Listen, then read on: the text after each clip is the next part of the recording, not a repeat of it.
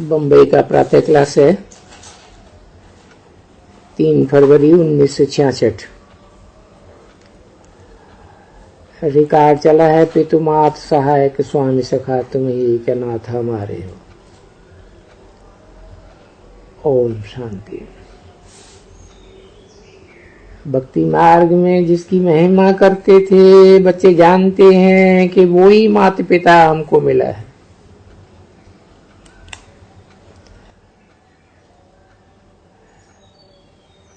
कि तुम्हारे सिवाय दुनिया भर में और कोई नहीं जान सकता।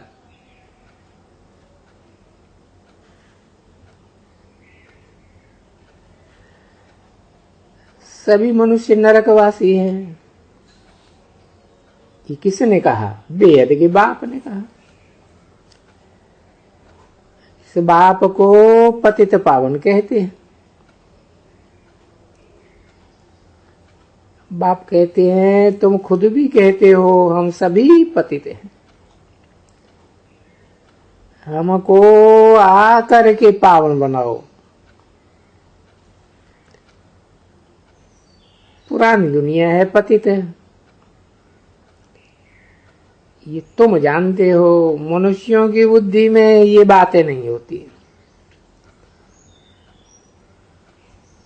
कोई मनुष्य को ऐसे नहीं कहेंगे कि सभी मनुष्य नरकवासी हैं।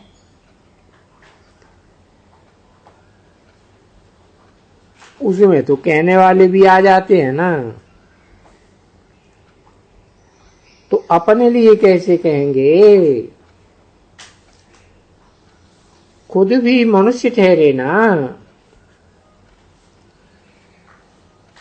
तो जरूर कोई दूसरी आत्मी है जो कहते हैं कि सारी दुनिया पतित है,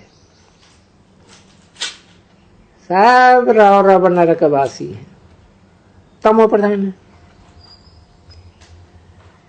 ऐसे तो कोई नहीं कहेंगे कि सभी मनुष्य पतित नहीं है। कोई भी कहेंगे कि सभी मनुष्य पतित ही है, हम पावन है, ये तो कोई भी मानेगा नहीं। बाप कहते हैं, मैंने जिस तन में प्रवेश किया है वो भी नरकवासी पतित है। पतित पावन तो एक ही निराकार है, वो ही सबको कह सकते हैं, दूसरा कोई कह न सके। ला नहीं है। कोई सुने तो डंडा मार देवे। अगर कोई कहे सब मनुष्य मात्र पतित है तो कहेंगे आप भी तो मनुष्य हो ना। वो ये तो बाप ही कह सकते हैं ना। इनको भी कहते हैं अभी तुम पतित से पावन बन रहे हो।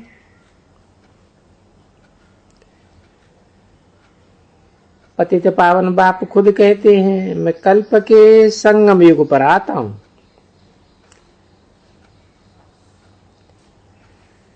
ऐसे भी नहीं कहते कि मैं कलयुग व सतयुग में आता हूं। नहीं, कहते हैं मैं संगम पर आता हूं। कल पहले भी मैंने समझाया था, कृष्ण तो मनुष्य है ना। अभी तो मनुष्य ही है, तो ये है बिल्कुल नई बात है। शास्त्र में ये बातें नहीं है। सभी चलते हैं वेदों शास्त्रों के ऊपर। गीता पर चलने वाले भी समझ नहीं सकेंगे। श्री कृष्ण तो पावन ही था, उनको थोड़े ही कोई पतित कहेंगे। वो कृष्ण तो संगम युग पर आ न सके, तो ये बड़ी भूल हुई ना। उससे भाई बाप के और कोई बताए न सके। कोई आकर के निश्चय करे गीता के भगवान के बदले कृष्ण का नाम डाल दिया है। पहले भी सिद्ध करना पड़े भगवान एक निराकार है। जैसे कोई पतित पावन गॉड फादर नॉलेजफुल कहते हैं, ऊंचे से ऊंचा मोस्ट बिलीव्ड फादर है। लौकिक फादर के होते हुए भी कहते हैं हे परम पिता परमात्मा, हे पतित पावन। बाप समझाते हैं माया रावण तुम्हारी बुद्धि का ताला एकदम कर देता है। जब तक कोई आकर के अच्छी रीति समझे निराकार एक है। कोई कहे ब्रह्मा भी तो आकारी है, नहीं, ये फिर समझाया जाता है कि सूक्ष्म वतन में तो प्रजा नहीं रची जाती है। प्रजापिता तो मनुष्य सृष्टि में ही आवेंगे, तो हम उनको उड़ा नहीं सकते।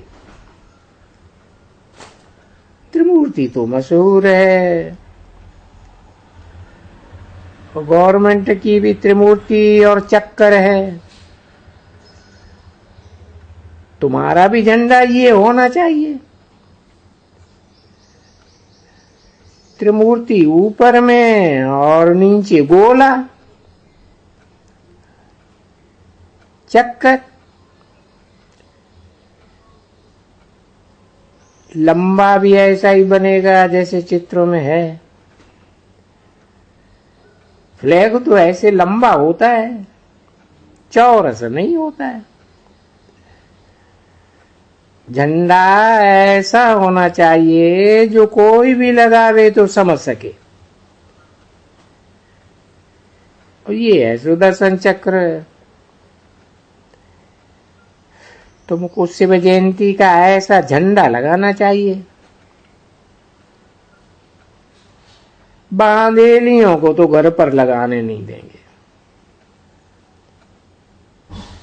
समझते हैं ये तो वहां जाती है, वहां जादू लगता है। तो ये झंडा होना चाहिए त्रिमूर्ति और गोला। या तो दीवार में झंडे मुआफिक पेंट कर दो या झंडा बनाओ। ये बच्चों को आपस में राय करनी है। झंडे जरूर होने चाहिए।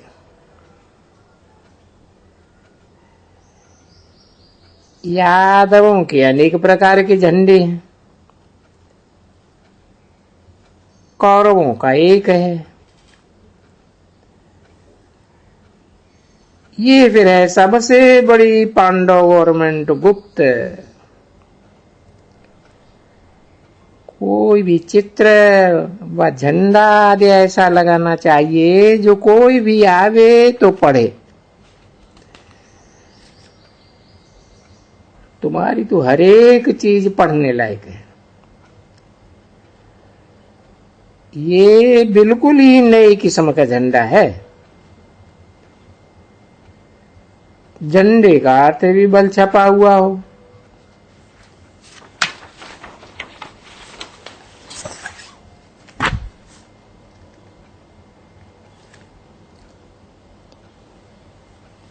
छपा हुआ होगा तो पढ़ेंगे। चक्कर को भी पढ़ेंगे।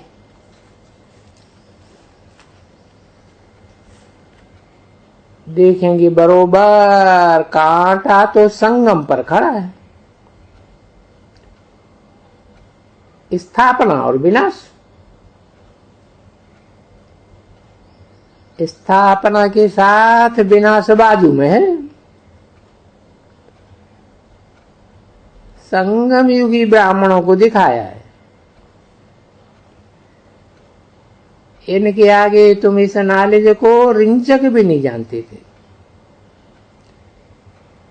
नॉलेज देने वाले को भी नहीं जानते थे, तो फिर नॉलेज कैसे मिलेगी?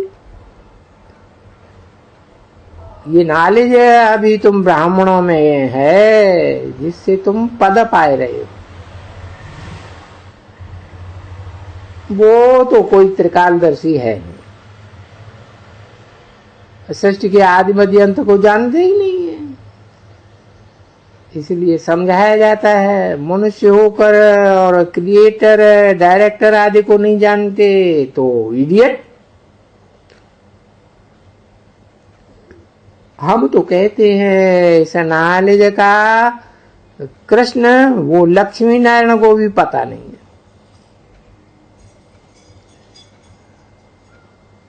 वो भी इडियट्स हैं,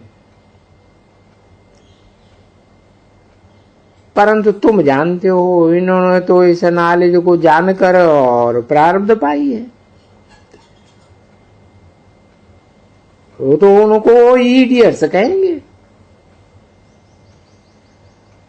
ये समझने की भी बड़ी विशाल बुद्धि चाहिए।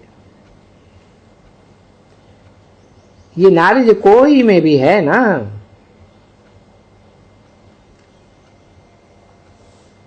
शुरू में आने वालों को ये नॉलेज नहीं रही है,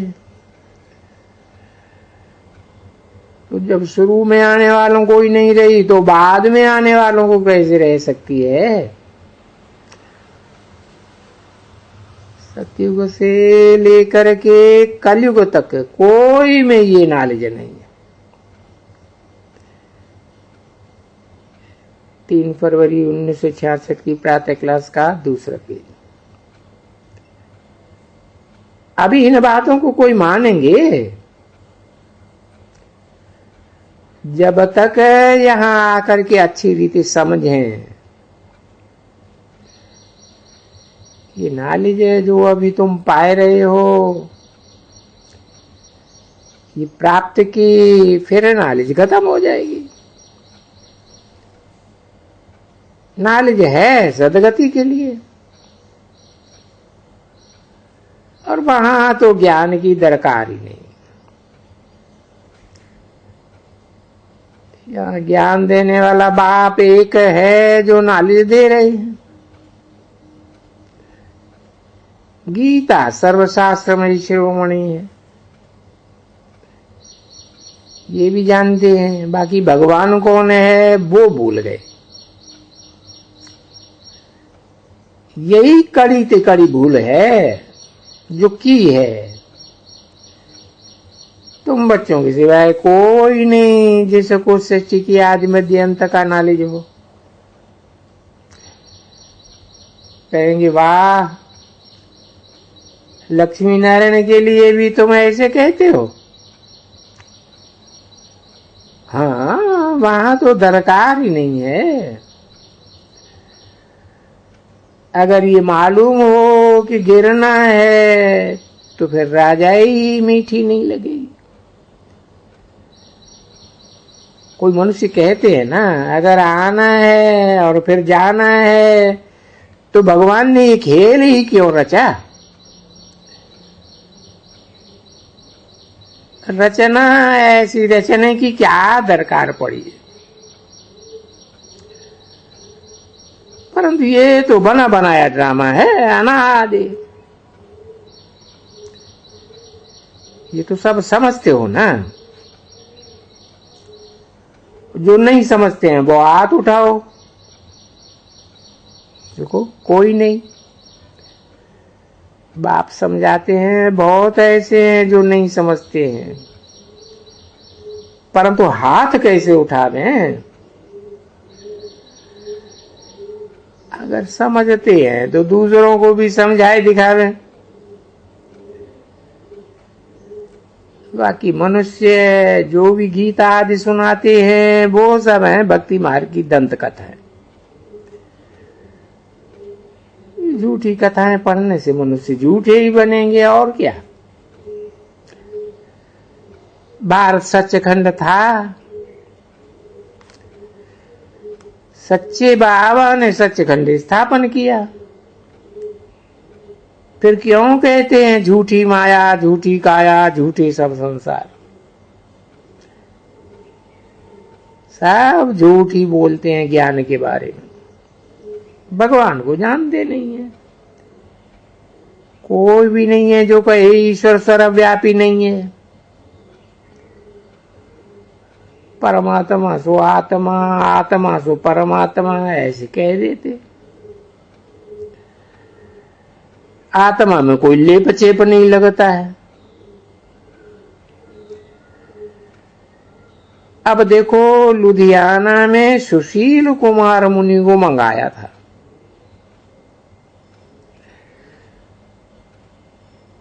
उनसे पूछा था, परमात्मा का नाम रूप देश काल क्या है?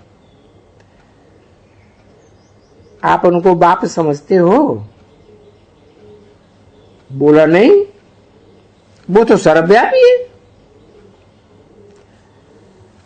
आत्मा सो परमात्मा है,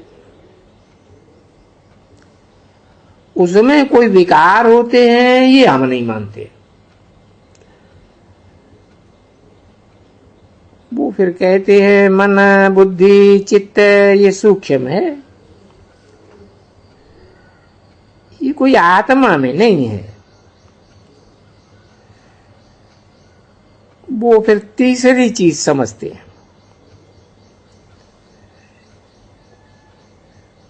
उनको इनवाइट किया था भोजन आदि के लिए,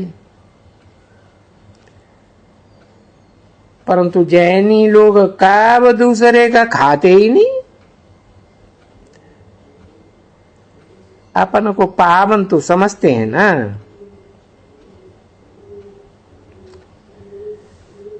कोई गृहस्थी हो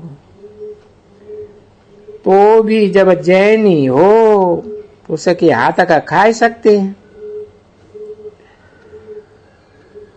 जैसे तुम कहाँ पतितों के पास उनके हाथ का नहीं खाती हो, वो भी फिर जैनी के सिवाय और किसी का नहीं खावेंगे।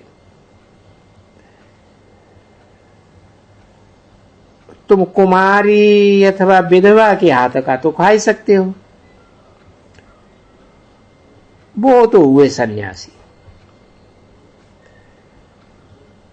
तुमको तो गृहस्थ व्यवहार में रहते बाप की याद में पवित्र बनना है, बने हो। कोई गृहस्थी के घर में जाते हो लाचारी हालत में, तो फिर शिव बाबा को याद करके दृष्टि देना होता है। आत्मा को कर्मेंद्रियों से खाना है। आत्मा ही कहती है ये चीज खट्टी है, ये मीठी है। आत्मा में संस्कार रहते हैं। आत्मा के सिवाय शरीर कुछ कर न सके। आत्मा ही खाती पीती है, बैरिस्टर बनती है। ये कर्मेंद्रियां हैं। विकार कौन करती है? आत्मा। लेप छेप विकारों का आत्मा पर ही रहता है। आत्मा में खाद पड़ी है। आत्मा ही शरीर की कर्मेंद्रियों द्वारा विकारी पतित बनी है। सतयुग में पावन बनती है। आत्मा का ज्ञान भी कोई के प्यास नहीं है, सिवाय बाप के कोई समझा न सके। आत्मा भ्रकुटी के बीच में रहती है, बहुत सूक्ष्म है, इन आंखों से देख ही नहीं सकते। कोई कहे हमको बाबा का साक्षात्कार हो, बाबा कौन है? वो कौन है जिसको तुमको साक्षात्कार हो? ये कृष्ण आदि तो सब देहधारी हैं। उनके लिए कितनी मेहनत करते हैं। अगर शिव का साक्षात्कार करें, उस शिव का चित्र तो बिल्कुल ही नहीं आ रहा है। ब्रह्मा विष्णु शंकर सब के आकार, परंतु परमात्मा तो है निराकार। उनका तो शरीर ही नहीं है। लिंग जो इतना बड़ा बनाते हैं वो भी तो नहीं है। आत्मा तो एक छोटी बिंदी है। तुमने आत्मा का ही साक्षात्कार नहीं किया है। बिल्कुल ही बिंदी मिसल सफेद ये उड़ गया। कोई को बिंदी का साक्षात्कार हो तो पता भी नहीं लग पड़ेगा कि आत्मा है व परमात्मा है, क्योंकि दोनों का रूप बिंदी है। जैसे आत्मा है, बाप भी हूबहू वो ही बिंदी है। कहते हैं मैं सुप्रीम आत्मा हूं, परम धाम में रहने वाला हूं। जिसको भक्ति मार्ग में तुमको दो पाप है ना, सतयुग में कितने पाप हैं? एक। ये भी नई बातें है ना। सतयुग में जब तुम देवी देवता बनते हो तो एक ही लौकिक बाप होता है। पारलौकिक बाप को तो तुम वहां याद नहीं करते हो। फिर यहां पतित बनते हो तो लौकिक बाप भी उस पारलौकिक बाप को याद करते हैं। तो संगम पर तुमको तीन बाप हैं, लौकिक, पारलौकिक और प्रजापिता। ये भी समझने की बातें हैं ना। जो ना ही समझते हैं वो हाथ उठाओ। कोई नहीं। तुम यहां आकर के प्रजापिता ब्रह्मा के बच्चे, ब्रह्मा कुमार कुमारियां कहलाते हो। तुमको पढ़ाने वाला वो निराकार बाप है, इन द्वारा पढ़ाते हैं। किन द्वारा? ब्रह्मा द्वारा और प्रजापिता द्वारा। बाप कहते हैं हे बच्चे तुम नरकवासी थे,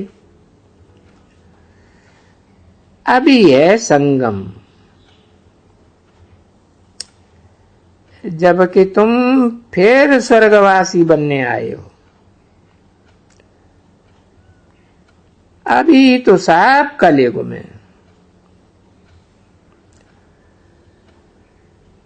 तुम संगम पर हो। ओम शांति।